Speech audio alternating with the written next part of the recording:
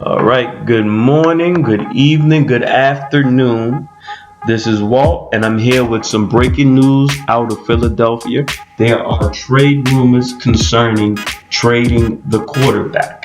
Now, this time, it isn't about trading Nick Foles, but it's about trading Carson Wentz. And I'm here to tell you that not only do I know that these rumors will become factual, I also believe that they should be. All right, let's start off.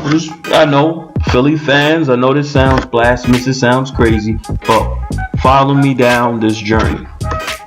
First, let's look at Nick Foles.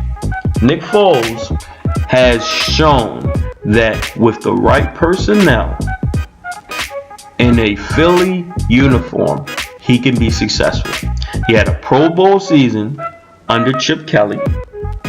He had a Super Bowl MVP season last year. All right. Now, this year, he comes in more than halfway through the season, to the tail end of the season. They just lost to the Cowboys. Basically, all hope is gone. And he comes in, he rallies the troops. They win their games. And long behold, they're in the wild card game this Sunday.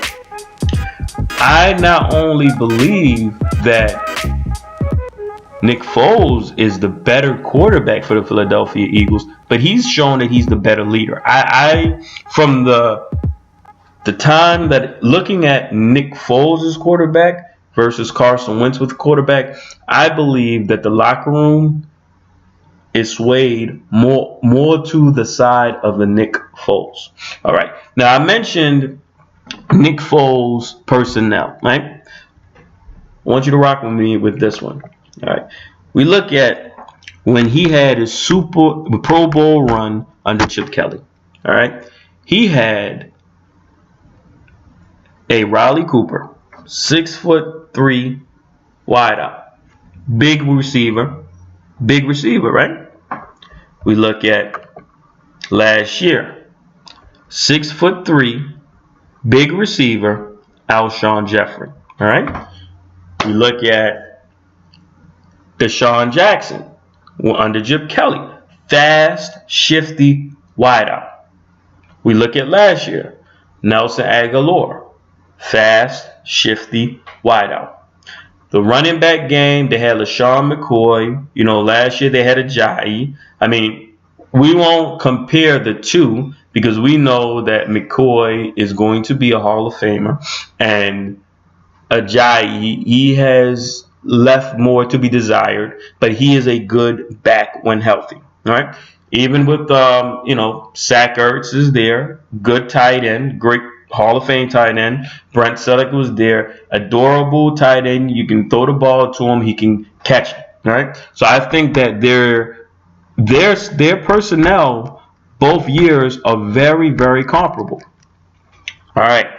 Now, Carson Wentz has that same personnel, right?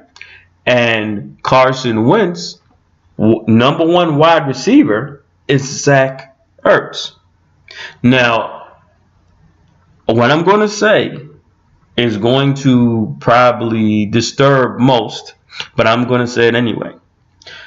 The greatest quarterback known to the NFL is Tom Brady. And when Tom Brady is in the Super Bowl alongside an active Rob Gronkowski, he loses. And why does he lose? Because I think history shows that you cannot win the Super Bowl with your tight end being your number one option. If we look at the Super Bowls that Tom Brady plays without Rob Gronkowski, they win. So that, I think, is very, very important. If I'm wrong, anyone, please leave a comment. But throughout the NFL history, of Super Bowls, I cannot recall ever seeing a tight end win the Super Bowl MVP. It's not going to happen. All right. So I think with Carson Wentz, he is shown that he is relying very, very heavily on Zach Ertz. And I think in the long run, that is not going to be productive. In fact, I am going to mention a name to a lot of you Philadelphia fans that you're very, very familiar with. In fact, when I make this comparison, you might even cringe. But I believe it's very accurate. RG3, his rookie season, he was having a MVP year. MVP year. Rookie of the year. Numbers was off the chart, showed a lot of promise. But similar to Carson Wentz, he tore his knee up. RG3 came back, could never get out of his head. And he has never been the same since. Never been the same. Now, we look at Carson Wentz. He does not use his mobility in the same fashion as RG3, but he uses his legs to get those tough, gritty yards. He is a tough quarterback. Now, if he is stuck in his head where he can't, he feels like he may get hurt, then now you're looking at a quarterback that you're not going to be able to get the best out of. You're looking at a quarterback that is RG3. So with that being said, I think the best move to make, and I think that's why these trade rumors are circling around, is to go ahead and trade Carson Wentz. I would say go ahead, trade a Carson Wentz to a team like the Jags, the Jacksonville Jaguars, who need a quarterback. Blake Bortles is not the answer. He was never the answer. He ain't going to be the answer. So trade them to Carson Wentz. Trade Carson Wentz to the Jags. You can get yourself a pick or two, and you can go ahead and get a guy like a DJ Chark. 6'3", 198, big wideout, rookie, has a lot of potential, and now you have another guy that fits in the system with a Nick Foles. If Alshon Jeffrey gets hurt, this guy can step in, he can plug in, and you're good to go. You won't miss a beat. I think that's something that Philly is really going to be looking at. I think that's why a lot of these trade rumors are circulating about Carson Wentz. Now, I'm going to make another comparison, right? I know a lot of people are saying, well, Carson Wentz had a big injury, almost a catastrophic injury. He needs a year to recover.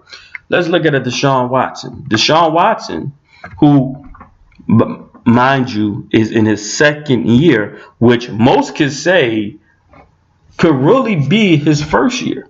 I mean, he didn't even play half of a season last year before that injury happened to him.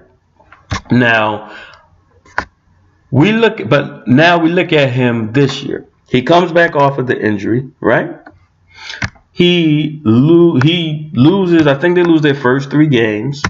But each game, you can see he's getting better and better and better. And he's not in his head. I never looked at Deshaun Watson and felt like he's in his head. And I just think it was more so, hey, sophomore, he didn't really play a full year. He's getting really used to the NFL, So, and long and behold, they clinched the division. Now, Carson Wentz, who is in his 3rd year, he had an up and down year, mostly more downs than ups. In fact, a lot of talk concerning Carson Wentz and Philadelphia making the playoffs is that if Carson Wentz would have remained under center, they would have not had made the playoffs. I also have heard talks that, Carson Wentz was able to come back and play, but they decided to stay with Nick Foles. I think a decision like that is very, very telling, because you would at no point take Tom Brady, and if he's hurt, have Brian Hoyer, no matter how good Brian Hoyer is playing, say, hey, Tom, you're going to sit out. We're going to keep Hoyer in. You want to do that with none of the great quarterbacks, Drew Breeses, the Aaron Rodgers. None of those guys you're going to tell them when they're healthy, we're going to stay with the hot hand, because they are the hot hand regardless. So I think that right there more so sways more to Nick Foles' side, and is leaving space to trade away Carson Wentz.